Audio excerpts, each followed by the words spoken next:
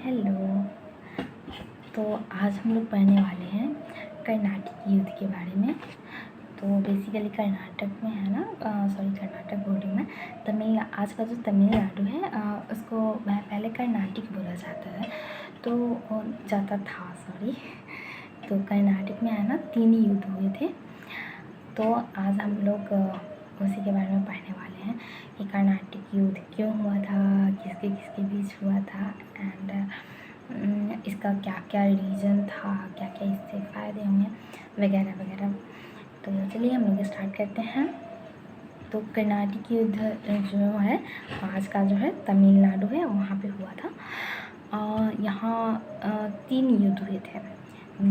तो ये हुआ किसके किसके बीच था, ये ना फ्रांस एंड ब्रिटेन के बीच में हुआ था, ब्रिटिश सरकार के बीच में हुआ था।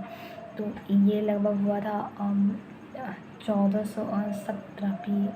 18वीं शताब्दी में हुआ। हाँ 18वीं शताब्दी में हुआ था। तो यहाँ पे है ना इंडिया में ब्रिटिश लोग भी अपना व्यापार कर रहे थे, फ्रांसीसी भी अपना व्यापार कर रहे थे, मतलब अलग अलग कंट्री के लोग यहाँ पे व्यापार कर रहे थे। लेकिन जो सबसे ज़्यादा शक्तिशाली थे यहाँ पे फ्रांस एंड ब्रिटिश सरकार थे। ठीक है, ब्रिटिश सरकार नहीं sorry, British East India company थी। ओके, तो ये ब्रिटिश ईस्ट इंडिया कंपनी चाहती थी कि मेरा दबदबा हो, एंड फ्रांस की जो कंपनी थी वो चाहती थी मेरा दबदबा हो। तो इसीलिए ये मतलब ये ओवरऑल है, तो इसलिए ये युद्ध हुआ था।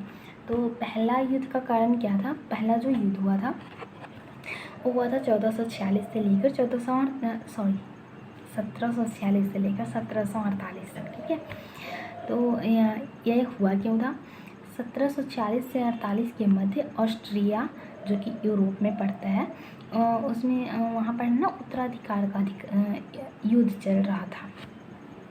ये जो लड़ाई चलता है ऑस्ट्रिया में लड़ाई चल रहा है। ठीक है, फ्रांस अलग देश है, ब्रिटेन अलग देश है, एंड ऑस्ट्रिया अलग देश है। ऑस्ट्रिया में जो है उत्तराधिकार का लड़ाई चल रहा है। तो वहाँ पे 2 गुट बने हुए थे। तो एक गुट का जो है साथ दे रहा था फ्रांस एंड दूसरे गुट का साथ दे रहा था ब्रिटेन। ठीक है, तो वहाँ पर दोनों में ये युद्ध का ये बना हुआ था। तो वहाँ का जो है इम्पैक्ट यहाँ बढ़ रहा था, तो इसलिए ना यहाँ पर भी युद्ध स्टार्ट हो गया। इस युद्ध को लेकर भारत में भी तनाव था और 1746 में दोनों कंपनियों के बीच भारत में भी युद्ध प्रारंभ हुआ। कौन सी company, British East India company और फ्रांस ईस्ट इंडिया कंपनी, हाँ दोनों के बीच में यहाँ भी युद्ध स्टार्ट हो गया। 1748 में एक सापेल के संधि के द्वारा यूरोप में युद्ध समाप्त हो गया। वहाँ यूरोप में वहाँ पर एक सापेल का संधि हुआ और 1748 ईस्वी में वहाँ पे युद्ध समाप्त हो गया। इस युद्ध में यह फैसला नहीं हो पाया कि दोनों कंपनियों में भारत में श्रेष्ठ कौन है, लेकिन युद्ध की कुछ घटनाओं के कारण फ्रांसीसी गवर्नर डुप्ले का आत्मविश्वास बढ़ा। वहाँ पर तो युद्ध समाप्त हो गया, लेकिन इंडिया में कौन ज़्यादा शक्तिशाली है इसका निर्णय नहीं हो पाया। लेकिन कुछ ऐसा हुआ जिससे फ्रांसीसी गवर्नर जो थे वो डुप्ले थे यहाँ पे, तो उसका ना आत्मविश्वास बढ़ गया। एक्चुअली वो रीज़न क्या था, वो था कि 1746 में है ना सेंट थोमे जिसको अड्यार भी बोला जाता है कि सेंट थोमे या अड्यार के युद्ध में फ्रांसीसियों की एक छोटी सी सेना ने कर्नाटक के नवाब अनवरुद्दीन की एक बड़ी सेना को पराजित किया। इस सफलता से फ्रांसीसी की महत्वाकांक्षा बढ़ी। और वो तो अलग बात हो गई ब्रिटिश और फ्रांसीसी का, या फ्रांसीसी लोग जो है ना ये कर्नाटक के नवाब थे, तो उनकी बहुत बड़ी सेना थी। और ये जो डुप्ले थे इनकी सेना बहुत ज़्यादा छोटी थी, फिर भी उन्होंने उसकी सेना को हरा दिया। ठीक है, तो इससे है ना डुप्ले का जो है महत्वाकांक्षा बढ़ गया। इसके बाद वहाँ पर तो युद्ध समाप्त हो गया। ठीक है, यहाँ पर भी युद्ध थम गया, मतलब वहाँ एक सापेल की संधि हुई थी, यहाँ पर युद्ध थम गया। तो अभी ये युद्ध थम गया। उसके बाद होता है सेकेंड युद्ध, सेकेंड कर्नाटक युद्ध। फर्स्ट कर्नाटक युद्ध में निर्णय नहीं हो पाया कि कौन ज़्यादा शक्तिशाली है। तो सेकेंड जो लड़ाई हुआ वो क्यों हुआ, दोनों कंपनियों की महत्वाकांक्षा तथा हैदराबाद एवं कर्नाटक में उत्तराधिकार के युद्ध के कारण दूसरा युद्ध प्रारंभ हुआ। यहाँ कर्नाटक और हैदराबाद में ये उत्तराधिकार का युद्ध चल रहा है। उत्तराधिकार का युद्ध का मतलब होता है कि जो राजा बनेंगे, राज्य गद्दी किसके पास जाएगा, किसके हाथों में आएगा, उसको बोलते हैं उत्तराधिकार का लड़ाई। ठीक है। तो ये दोनों कंपनियों के बीच पहले से महत्वाकांक्षा था। दोनों का कहना था कि हम शक्तिशाली हैं, तो एक अपोजिट में कहना था कि हम शक्तिशाली। ठीक है। तो उन लोगों का अलग महत्वाकांक्षा था। और साथ में यहाँ हैदराबाद और कर्नाटक में उत्तराधिकार का भी युद्ध चल रहा था। तो हैदराबाद में जो है नासिर जंग एवं मुजफ्फर जंग के बीच संघर्ष चल रहा था उत्तराधिकार को लेकर, जबकि कर्नाटक में नवाब अनवरुद्दीन एवं चंदा साहब के बीच संघर्ष चल रहा था। ठीक है। फ्रांसीसियों ने डुप्ले के नेतृत्व में मुजफ्फर जंग एवं चंदा साहब को समर्थन दिया, जो हैदराबाद के मुजफ्फर जंग और कर्नाटक के चंदा साहब को समर्थन दिया। जबकि जो ब्रिटिश सरकार थी वो उन्होंने क्या किया, नासिर जंग और अनवरुद्दीन को समर्थन दिया। ठीक है। तो दोनों में टकराव हो गया। उसके बाद क्या हुआ, 1749 में अंबुर की लड़ाई हुई, जिसमें फ्रांसीसी गुट जो है उनको सफलता मिल गई। ठीक है। उसके बाद क्या हुआ, हैदराबाद में फ्रांसीसियों के समर्थन से शासक बना। हैदराबाद में फ्रांसीसी लोग जिसका समर्थन किए उनका शासक बना। ठीक है।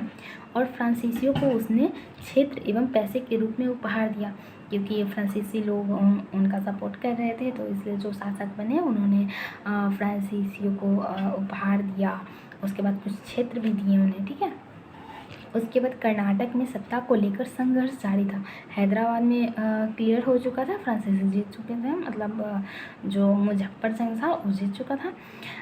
और कर्नाटक में युद्ध जारी था। ठीक है। सत्ता को लेकर संघर्ष जारी था। क्लाइव एवं स्ट्रेंजर लॉरेंस नामक कंपनी के अधिकारियों ने अंग्रेज़ों को मजबूत बनाया। ये जो क्लाइव एवं स्ट्रेंजर लॉरेंस है, ये ब्रिटिश कंपनी में अधिकारी थे। इसने अंग्रेज़ों को मजबूत बनाया। अंततः कर्नाटक पर अंग्रेज़ों का अप्रत्यक्ष नियंत्रण स्थापित हुआ। अप्रत्यक्ष नियंत्रण का मतलब होता है कि हम डायरेक्ट शासन नहीं कर रहे हैं, हमने किसी को बनाया और उसके थ्रू हम शासन कर रहे हैं, इसका मतलब होता है अप्रत्यक्ष नियंत्रण। ठीक है। तो कर्नाटक में किसका हो गया, कर्नाटक में हो गया ब्रिटिश का। एंड हैदराबाद में किसके समर्थन से बना था, फ्रांसीसियों के। उसके बाद क्या हुआ, ये 1749 में अंबुर की लड़ाई हुई थी। ये तो मैंने बताया ही नहीं, द्वितीय युद्ध कब हुआ था। 1748 से फर्स्ट युद्ध खत्म हुआ था और 1749 से 54 तक से हुआ था द्वितीय कर्नाटक युद्ध। इसमें जब ये लड़ाई ख़त्म हो गया, उसके बाद 1754 ईस्वी में है ना, अंग्रेज़ों के दबाव में आकर फ्रांसीसी सरकार ने डुप्ले को वापस बुला लिया। मतलब अंग्रेज़ों ने दबाव डाला फ्रांसीसियों पे, तो फ्रांसीसी दबाव में आकर डुप्ले को वापस बुला लिए, जबकि डुप्ले जो है बहुत ही काबिल थे। ठीक है। 1755 में दोनों कंपनियों के बीच पांडुचेरी की लड़ाई हुई, पांडुचेरी की संधि हुई और युद्ध समाप्त हुआ। फर्स्ट युद्ध में हुआ था एक्स-लैसापेल की संधि के द्वारा युद्ध समाप्त हुआ था, और सेकेंड में हुआ था 1755 में पांडुचेरी की संधि के द्वारा युद्ध समाप्त हुआ। ठीक है। उसके बाद तृतीय युद्ध है, तो इसको हम लोग देखेंगे नेक्स्ट वीडियो में। एंड इसके बाद कर्नाटक पर जो है ब्रिटिश का ये अधिकार हो गया, उन्होंने फ्रांसीसी का, ये सब हम लोग कल के वीडियो में देखेंगे सेकेंड पार्ट में। अगर आप लोग को मेरा वीडियो अच्छा लगा तो please like share and subscribe. Thank you for watching. Bye.